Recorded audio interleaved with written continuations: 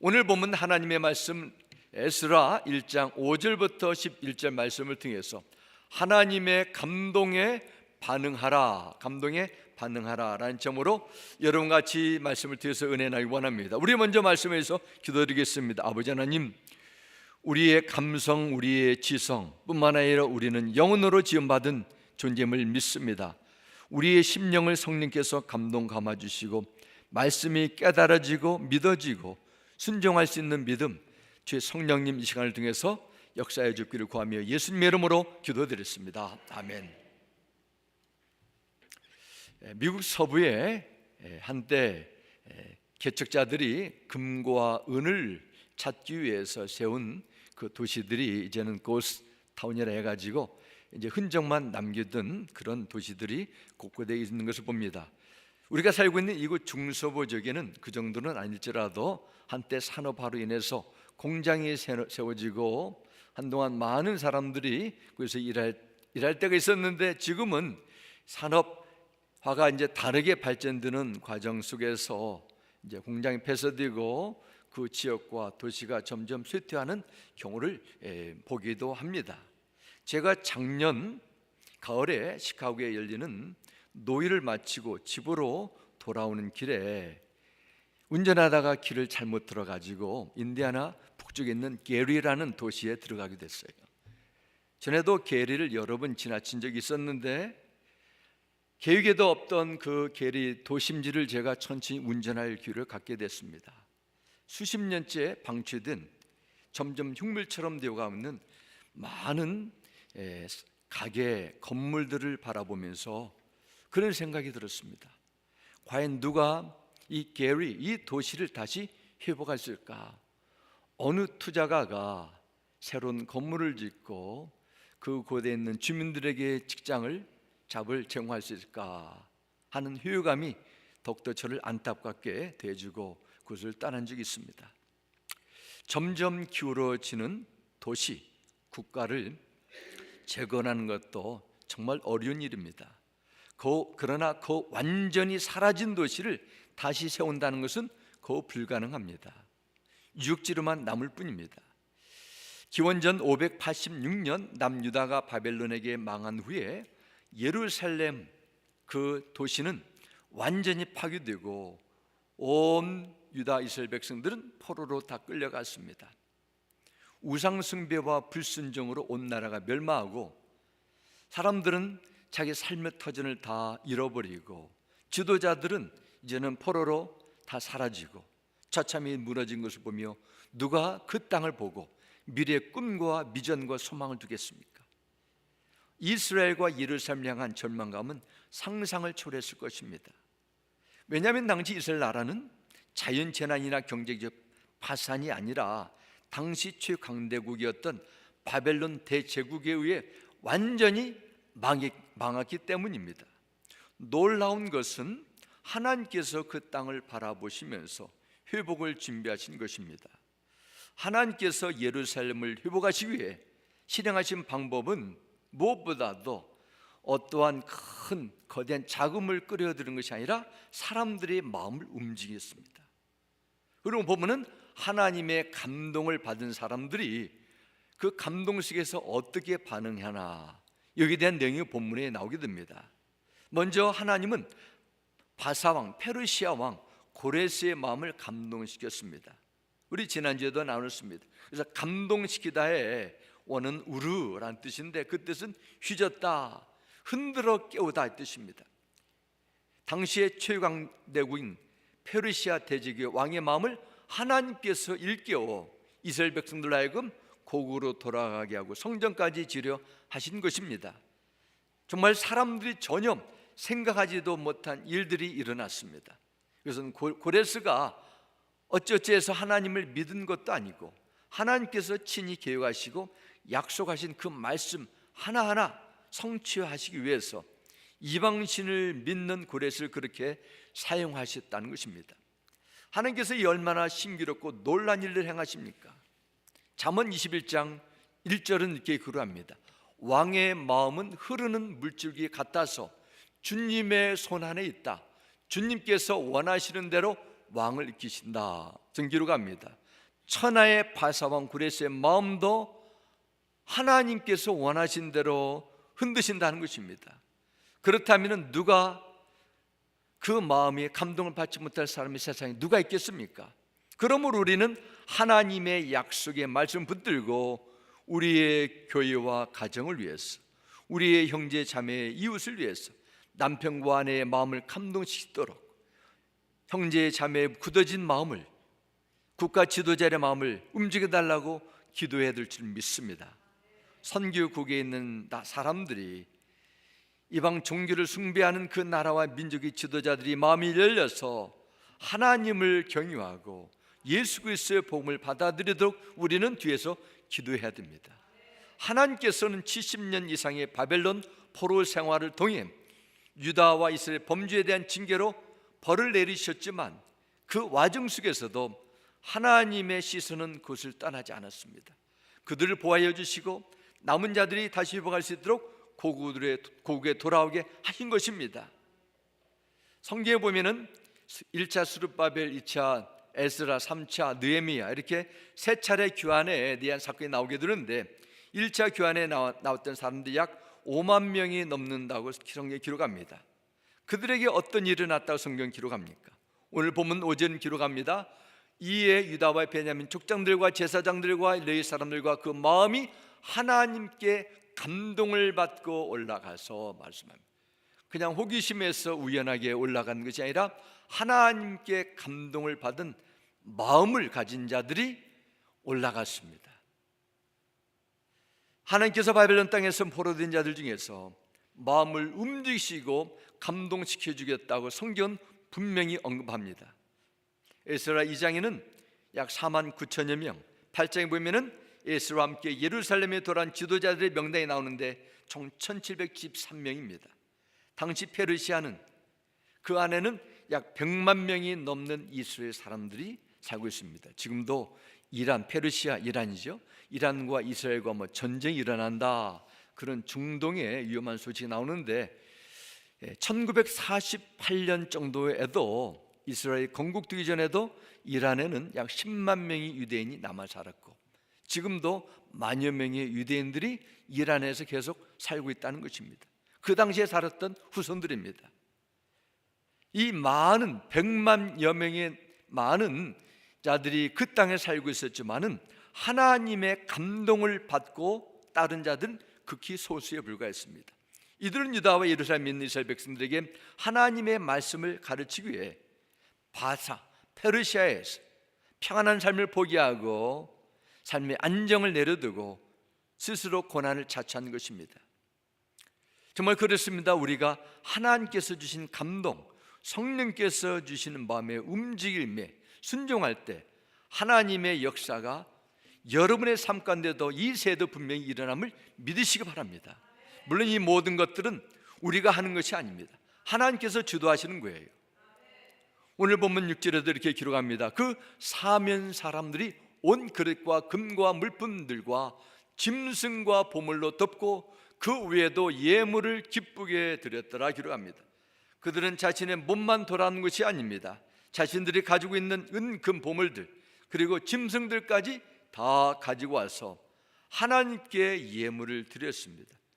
그것도 억지로 한 것이 아니라 하나님께서 사람들의 마음을 감동시켜서 유다 회복과 예루살렘의 성전 재건을 위해서 그들이 아끼고 모아뒀던 예물을 기쁘게 드렸다 말씀합니다. 이게 다른 점입니다. 여러분, 하나님의 감동을 하는 것과 다른 점이 뭡니까? 마음입니다. 기쁨을 하냐 아니 억지로 할 수 없이 하냐, 이 다른 점입니다. 이어진 7절과 8절은 이렇게 기록합니다. 고레스 왕이 또 여호와의 성전 그릇을 꺼내니 옛적에 느부갓네살이 예루살렘에서 옮겨다가 자기 신들의 신당에 두었던 것이라. 바사왕 고레스가 창고지기 미드르닷에게 명령하여 그 그릇뜻을 꺼내어 세워서 유다 총독 세스바살에게 넘겨주니, 이렇게 기록합니다. 그리고 계속 이어지는 오늘 본문 9절부터 11절은 고레스 왕이 옮겨진 그 그릇의 숫자와 목록들이 기록되어 있습니다. 이것은 다 예루살렘 성전에 필요한 그 자재물이었습니다. 70여 년 전에 예루살렘 성전은 느부갓네살 왕의 바벨론 제국의 침공으로 무너지고 성전에 사용하던 모든 성물들은 다 수탈당했지만 그 위에 나타난 또 다른 권력자, 이제는 페르시아의 고레스 왕의 마음을 감동시켜 주셔서 그의 명령으로 하나도 어김없이 그대로 돌려주게 되는 사건입니다. 이것은 하나님께서 성전에 필요한 모든 것을 다 예비해 두셨음을 의미합니다. 이것은 하나님의 성막을 이스라엘 백성들이 애굽 땅에서 탈출해서 나왔을 때 광야에서 성막을 짓는 것과 비슷한 모습을 보여줍니다. 출애굽기를 보면은 이스라엘 백성들이 이집트 애굽 나라를 떠날 때 광야 생활 중에 성막을 세우고 생활에 필요한 모든 것을 위해서 하나님께서 도와주셨는데 바로 애굽인들의 마음을 움직이는 사건이 나오게 됩니다. 그 내용이 출애굽기 12장 35절과 36절 전반절에 기록합니다. 이스라엘 자손은 모세의 말대로 이집트 사람에게 은부치와 금부치와 의복을 요구하였고 주님께서는 이스라엘 백성이 이집트 사람에게 환심을 사도록 하셨으므로 이 뜻은 그들의 마음을 감동시키셨다는 것입니다. 이집트 사람들은 이스라엘 자손의 요구대로 다 내어주었다, 이렇게 성경이 기록합니다. 당시 이집트 사람에게 이스라엘 백성들은 자신의 맘대로 부렸던 동물 이하로 취급했던 노예들입니다. 그럼에도 하나님께서 애굽 사람들의 마음을 움직이시니까 이스라엘 백성들이 요구하는 것을 그대로 다 순순히 들어줬다는 것입니다. 이처럼 하나님께서는 자신의 역사를, 구원의 역사를 이루어질 때 반드시 감동을 받고 믿음으로 반응하는 사람들을 사용하시는 것을 보게 됩니다. 지난 6월에 있었던 제 PC의 교단 총회 모임에서 한 목사님의 간증을 듣게 됐습니다. 이분이 동부에 있는 한 도시에서 교회를 개척하고 교회 건축을 하는 과정에서 경험한 사건을 나눈 시간이었습니다. 이 교회가 개척 단계를 지나 새로운 예배당을 건축할 시점이 되었고 이젠 건축지를 찾기 위해서 마음에 드는 한 6에이커 정도 되는 부지를 찾게 되어 부지의 주인을 찾아보게 됐는데 이 땅의 주인은 호스피스 케어를 받고 있는 한 미국인 할머니였다고 합니다. 이분에게 이 할머니가 가지고 있는 그 땅을 구매했다는 의사를 전달하게 되었는데 이 할머니는 액수를 말하기 전에 왜 당신 교회에서 이 땅이 필요한지를 자세히 설명해 달라, 그런 부탁을 했다는 것입니다. 이 목사님은 다시 찾아가서 당신의 땅에 교회를 짓고 많은 영혼들이 구원받고 그 교회가 가지고 있는 비전과 그 계획을 그 땅 주인 되신 할머니에게 호스피스 센터에 찾아가서 침대에 누워 계신 그분에게 잘 나누었습니다. 이 할머니는 이 목사님의 그 내용을 듣고 감동을 받았습니다. 그리고 그 땅을 교회에 기증하다시피 해서 교회 건축이 쉽게 마무리할 수 있다는 그런 간증이었습니다. 하나님께서 계획하신 목적을 이루시기 위해서 필요하시다면 어떤 사람이든지, 심지어 호스피스 케어를 받으면서 죽음을 준비하는 이 노 환자의 마음도 움직여서 사용한다는 것입니다. 여러분, 수많은 교회가 있고 성도가 있지만 하나님의 감동을 받고 선택받은 자는 적은 수의 사람들입니다. 그럼에도 불구하고 숫자가 아니라 하나님은 감동받은 자들의 그 순종을 통해서 하나님의 구원의 역사 이루신 것을 우리는 보게 됩니다. 문제는 상황이나 조건이 아니라 하나님의 감동에 반응하는 마음이라고 믿습니다. 내가 내 삶의 우선순위를 바로하고 성령님이 주시는 감동에 자원하는 마음으로 참여하고 무엇보다도 내가 즐거운 마음으로 주님의 일을 헌신한다면 하나님께서 나머지는 반드시 책임질 줄 믿습니다. 하지만 이 사실을 알면서도 우리의 마음을 빼앗는 일들이 얼마나 환경 가운데 많이 있습니까? 염려와 불안과 두려움을 주는 일들이 밀물처럼 끊임없이 내 마음과 생각 속에 찾아옵니다. 그래서 우리는 현실에 안주하고 적당히 스트레스 받지 않는 정도의 신앙생활을 하려 합니다. 인간의 생각으로는 불확실한 하나님의 약속의 성취보다 지금의 안전한 생활이 더 좋게 보이는 것입니다. 이것이 오늘을 사는 많은 성도들의 그 마음이 아닌가 생각합니다. 정말 하나님께서 주시는 감동을 믿습니까? 그리고 그렇다면 우리는 감동을 주실 때 어떻게 이것을 받아들이고 이해하십니까? 우리 인생의 가치관이 하나님의 뜻과 일치도록 기도하셔야 됩니다.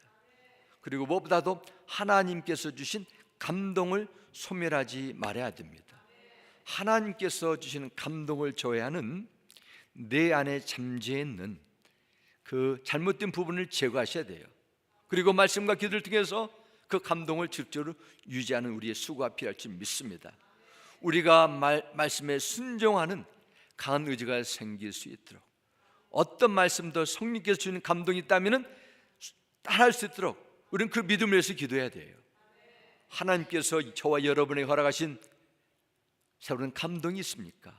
우리의 환경적 유의 때문에 감동을 잊어버리고, 감동을 누수하고 있지 않습니까? 내 사업과 내 직장의 문제, 삶의 어려움 때문에 하나님의 주신 감동을 가볍게 대하고 있지 않습니까? 성령께서 여러분의 마음을 주장하시도록, 여러분의 마음밭을 늘 새롭게 기용하시도록 간절히 소원하시기 바랍니다. 그럴 때 저와 여러분이 어떤 삶의 형편 속에서도 하나님의 감동해 주신 그 부르심의 기쁨으로 감당할 줄 믿습니다. 그러면은 두 번째 중요한 내용이 있습니다. 하나님께서 이렇게 감동을 주시는데 왜 감동을 주시나 이것입니다. 하나님께서 그냥 무작정 의미 없이 이 사람 저 사람에게 감동을 베푸시는가? 아닙니다. 목적이 있어요. 그것은 바로 택함 받은 백성의 예배의 회복입니다. 오늘 본문의 말씀은 하나님께서 다양한 사람들에게 감동을 주시는데, 그는 왜 그들의 마음을 움직이셔서 예루살렘으로 가도록 하실까요? 그것은 바로 성전의 회복이었습니다. 오늘 본문은 아니지만 지난주에 나눈 우리의 3절 다시 보겠습니다. 3절 후반절 보면 이스라엘의 하나님 여호와의 성전을 건축하라. 너희 중에 그의 백성된 자는 다 유다의 예루살렘에 올라가서 하나님의 성전을 건축하라 하십니다. 4절도 기록합니다. 그 남아있는 백성이 어느 곳에 머물러 살든지 그곳 사람들이 마땅히 은과 금과 그 밖의 물건과 짐승으로 도와주고 그 외에도 예루살렘에 세울 하나님의 성전을 위하여 예물을 기쁘게 드릴지니라 하였더라. 하나님의 말씀입니다. 그리고 5절 말씀에도 이렇게 나옵니다. 이에 유다와 베냐민 족장들과 제사장들이 레위 사람들과 그 마음이 하나님께 감동을 받고 올라가서 예루살렘의 여호와의 성전을 건축하고자 하는 자가 다 일어나니 기록합니다. 하나님께서 고레스 왕의 마음을 감동시키고 이방 나라 사람들 그리고 이스라엘 지도자들 마음에 감동시킨 가장 중요한 목적이 본문에 기록됩니다. 그들의 신앙의 회복, 즉 예배의 회복을 하신 것이었습니다. 사실 70년이라는 세월이 지났다면 과거 처음 바벨론의 포로로 잡혀온 사람들 대부분은 죽었거나 이제는 힘이 다 쇠한 그 연령에 들어갔을 것입니다. 살아있는 사람들은 당시 어린 나이에 끌려온 사람들이었던지 아니면은 바벨론이나 페르시아에서 태어난 바벨론 땅에 태어난 포로민 2세 3세들일 것입니다. 이들은 포로로 잡혀온 부모 세대와 달리 바벨론에 태어나서 나름대로 직장을 구하고 터전을 잡고 잘 살았을 것입니다. 그러한 그들에게 다시 부모들의 고향, 할아버지 할머니들이 살던 터전 이스라엘 땅으로 들어간다는 것은 쉬운 것이 아닙니다. 직장도 버려야 되고 힘들게 이루어진 삶의 터전들, 안전한 삶의 장소들 다 내려놓아야 됩니다. 또한 페르시아에서 예루살렘까지는 850마일 정도 넘는 3개월을 걸어서 가야 되는 기나긴 여정이었습니다. 요즘처럼 비행기로, 자동차로, 기차로 사용할 수 있는 그런 지대가 아니었습니다. 하나님께서 아무것도 없는 황무지나 다름없는 예루살렘에 돌아가 뭐하라 하신 거죠? 무슨 명령 주십니까? 성전을 건축하라 하십니다. 하나님께서 애굽 나라에 탈출한 홍해를 건너 광야 생활을 시작하는 이스라엘 백성들에게 가장 먼저 명령하신 것도 성막을 건축하라는 것이었습니다. 성막을 세운 목적은 하나님께서 이 땅에 사는 자기 백성들을 만나고 죄의 문제를 해결하고 그들의 예배를 받으시고 구별된 백성으로 살아가는 것이었습니다. 성전은 하나님께 예배를 드리는 곳이자 하나님의 영광이 임하는 곳입니다. 이런 면에서 성전은 두 가지 의미가 있습니다. 벽돌로 지은 예배당도 성전입니다. 그리고 우리의 몸도 성전입니다. 그것은 하나님을 예배하고 영광을 돌리는 곳으로 구별되었기 때문입니다. 그래서 고린도전서 3장 9절과 16절에 이렇게 말씀합니다. 우리는 하나님의 동역자들이요 너희는 하나님의 밭이요 하나님의 집이니라 말씀합니다. 성전이란 것입니다. 너희는 너희가 하나님의 성전인 것과 하나님의 성령이 너희 안에 계시는 것을 알지 못하느냐 기록합니다. 그리고 로마서 6장 13절 후반절에도 그러므로 여러분은 죽은 사람들 가운데서 살아나는 사람답게 여러분을 하나님께 바치고 여러분의 지체를 의의 연장으로 하나님께 바치십시오 기록합니다. 성전은 하나님께 올려드리는 것입니다.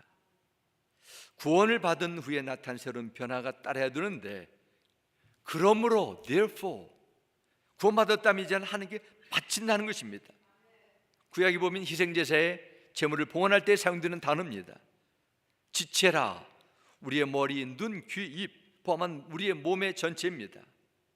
성경은 구원받은 성도의 믿음 생활을 깊은 영적인 신비적인 세계를 경험하거나 새로운 정신세계를 추구하는 그러한 애매모호한 추상적인 것으로 말씀하지 않습니다. 대신 우리의 몸, 우리의 지체, 즉 하루하루를 살아가면서 겪는 실제적인 생활로 말씀합니다. 구원받은 성도는 우리의 몸을 사용하는 모든 것이 나타나는 그것을 본 것입니다. 우리의 지체를 하나님 앞에 온전히 올려드리고 하나님의 성전이 되게 하고 죄악의 도구가 아니라 영광을 위해 쓰임받기 위해서는 어떻게 해야 됩니까? 적극적으로 하나님께 드려야 됩니다. 하나님의 영광을 위해서 사는 의도적인 노력이 필요합니다. 1981년에 제작된 Chariot of Fire, 불의 전차라는 유명한 영화를 여러 번 관람한 적이 있습니다. 이 영화는 지금부터 정확히 100년 전 1924년 금년에 열렸죠. 파리 올림픽에서 영국 육상 대표 선수로 출전해 금메달을 딴 에릭 리델이라는 실제적인 인물의 신앙을 보여주고 있습니다. 이 영화에서는 파리 올림픽에 출전한 영국 육상의 영웅인 또 다른 선수 해럴드 에브라함과 에릭 리델 이 두 사람과 비교를 하게 됩니다. 에브라함은 유대인으로서 유대인에 대한 무시와 편견으로 고통을 겪었던 그는 내가 올림픽에 출전해서 사람들에게 유대인의 우수성을 보여주고 자신의 출세를 보장받으려는 그런 강한 동기를 뿜습니다. 그러나 에릭 리델은 하나님께서 나에게 스포츠에 재능을 줄 때는 뭔가 뜻이 있다고 믿고 이것은 바로 하나님의 영광을 위한 것이라는 것을 확신합니다. 금메달을 따기 위한 방법도 두 사람은 전혀 달랐습니다. 에브라함은 최고의 코치, 최고의 과학적이고 합리적인 방법을 동원해 훈련을 했고 에릭은 믿음으로 이사야 40장 28절부터 31절 말씀을 붙들고 훈련에 임하게 됩니다. 에릭 리델은 파리 올림픽 100m 경기에 강력한 우승 후보였습니다. 100m 경기 일정이 파리 올림픽에 발표되었는데 첫 예선 일정이 주일날 오후 3시와 5시라는 것을 알게 되었고 에릭은 바로 저는 주일에 안 됩니다. 단호한 결정을 내리게 됩니다. 에릭 리들의 100m 출전을 포기했다는 소식을 들은 많은 언론인들과 영국인들은 벌떼처럼 달려들어서 저 편협하고 옹졸한 신앙인, 신앙심 있는 이중적인 위선자, 조국의 명예를 버린 위선자라는 비난을 다 받게 됩니다. 금메달이 확실했던 100m 경기를 포기했던 에릭 리델은 예상하지 않았던 400m 종목에 출전해서 세계 신기록을 세우고 금메달을 따내므로 세상 사람들을 깜짝 놀라게 했습니다. 사람들이 어떻게 당신이 100m가 아니고 400m 경기에서 금메달을 딸 수 있느냐 이렇게 물었을 때 그는 이렇게 대답했다고 합니다. 100m는 내 힘으로 뛰었고 나머지 300m는 하나님이 뛰어주셨다. 불의 전체에서 주는 메시지는 금메달을 따는 성공, 못 따는 실패가 아닙니다. 철저히 하나님을 신뢰하며 살아가는 가치관, 삶의 방식, 이것이 어떠한 것인지를 그의 삶과 그의 결단을 통해서 보여주는 것입니다. 하나님께 매달 기도해도 금메달을 딸 수 있고 노메달을 딸 수 있고 실격할 수 있어요. 정말 중요한 것은 그 상황 속에서 내가 하나님 앞에 어떠한 마음의 자세를 갖느냐는 것입니다. 올림픽이 끝난 후에 에릭 리델은 자기 내면에 들려오는 주님의 음성을, 성령님의 감동을 듣게 됩니다. 내가 받은 메달보다 더 위대한 메달, 더 위대한 영광이 있다. 너는 복음의 영광을 위해서 살아야 하느니라. 이 음성을 들은 에릭 리델은 결단을 내리고 당시 일본의 식민지였던 중국의 선교사로 나가서 복음을 전하다가 일본이 패망하기 전에 42세라는 젊은 나이로 세상을 떠나게 됩니다. 에릭 리델에게 복음을 들은 사람들이 그를 장례를 치르는 날 후에 무덤 위에 비문을 세웠는데 그 비문에는 이런 글귀가 쓰였다고 합니다. 하나님의 영웅 에릭 리델이 여기에 잠들다. 에릭 리델의 인생의 목적은 올림픽 금메달을 위해서, 나라를 위해서, 세상의 사람들의 환호와 명성을 위해서 달리는 것이 아니라 하나님의 영광이 있었음을 그의 실제 삶으로 증명했습니다. 100년이 지난 우리에게도 그의 신앙은 감동을 줄 뿐 아니라 하나님께 감동을 주는 인생, 그의 신앙 얼마나 아름답습니까? 유럽에서 하나님을 예배하기 위해서 많은 청교들이 이 새로운 이 신비의 땅으로 개척지로 미국으로 오게 되고, 그 북한에서 신앙을 지키기 위해서, 예배를 드리기 위해서 많은 북한에 있는 그리스도인들이 남한에 와서 교회를 세우고 또 하나님을 예배하는 가운데 남한 교회들이 부흥을 경험하게 되는 일 우리를 알게 됩니다. 저 조국 한국에서도 정말 대대로 내려오는 조상신을 섬기지 않고 여호와 하나님만을 섬기겠다고 이민을 자처한 많은 분들이 있습니다. 사랑하는 성도 여러분, 여러분에게 가장 중요한 가치, 이 세상 살아가는 목적은 무엇이라고 생각합니까? 로마서 12장 1절은 말씀합니다. 그러므로 형제들아, 내가 하나님의 모든 자비하심으로 너희를 권하노니 너희 몸을 하나님이 기뻐하신 거룩한 산제물로 드리라. 이는 너희가 드릴 영적 예배니라 말씀합니다. 하나님께 기뻐하신 거룩한 산제물, 예배입니다. 여기서 중요한 것은 우리의 몸입니다. 몸이라는 것은 몸을 통해 이루어지는 삶의 모든 부분입니다. 예를 들어서 우리 몸 안에 있는 지식, 기술, 건강, 시간, 돈, 재능, 나를 위한 것이 아닌 하나님을 위한 특별한 목적으로 구별되어 드려지는 것을 의미합니다. 왜 예배가 중요합니까? 예배를 통해 주신 하나님의 복과 약속이 있습니다. 그래서 시편 13편 28절 말씀은 하나님께 가까이함이 내게 복이라 하셨습니다. 하나님께서 가까이 있는 자에게 생명의 인도자가 되어주시고 반석이 되어주시고 피난처가 되어지기 때문입니다. 우리의 몸, 하나님께서 구별드리는 것이죠. 고린도전서 6장 18절부터 20절 이렇게 말씀합니다. 음행을 피하십시오. 사람이 저지른 죄마다 자기 몸 밖에 있으나 음행하는 사람은 자기 몸의 죄를 범하는 것입니다. 여러분의 몸은 성령의 전입니다. 여러분은 하나님께로부터 성령을 받아 여러분 안에 모시고 있습니다. 여러분은 자신의 몸이 자기 것이 아니라는 사실을 알지 못합니까? 하나님께서 값을 치르고 여러분을 사셨습니다. 그러므로 여러분의 몸으로 하나님께 영광을 돌리십시오. 여기서 의미하는 음행을 피하라, 18절에는 음행이라는 것은 성적으로만 더러워진 상태를 말하는 것이 아닙니다. 그래서 말하는 음행이라는 것은 하나님을 내버려 두고 세상의 것, 나의 탐욕을 더 사랑하는 영적인 음행도 포함합니다. 우리에게 이 사실을 왜 알지 못합니까? 이렇게 강력하게 해주시는 19절의 말씀 보면은 우리가 반드시 알고 지켜야 할 것에 대한 확인입니다. 우리의 몸이 성령이 마시는 성전님을 깨달았다면 우리의 삶에 분명한 인생의 목표가 나오게 된다는 것입니다. 우리의 몸은 우리 것이 아닙니다. 주께서 피의 값을 지불하시고 죄와 죽음의 저주에서 자유함을 주시고 우리의 영혼이 구원받고 우리의 미래가 달라졌습니다. 하나님께서 치른 값, 하나님의 아들 예수 그리스도의 죽음과 보혈이었습니다.